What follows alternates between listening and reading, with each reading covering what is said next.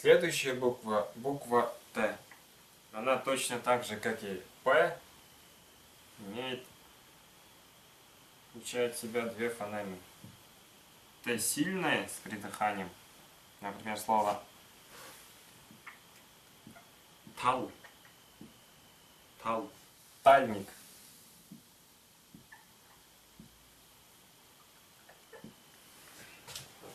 Следующая слабая буква Т соответствует русской. Например, слово амтан. Амтан. Существо.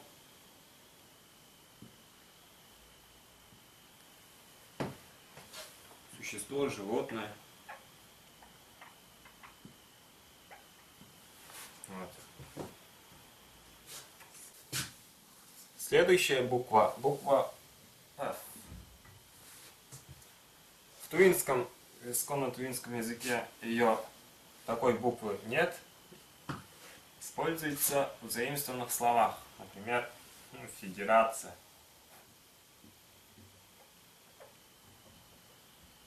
Федерация. Соответствует русской букве F.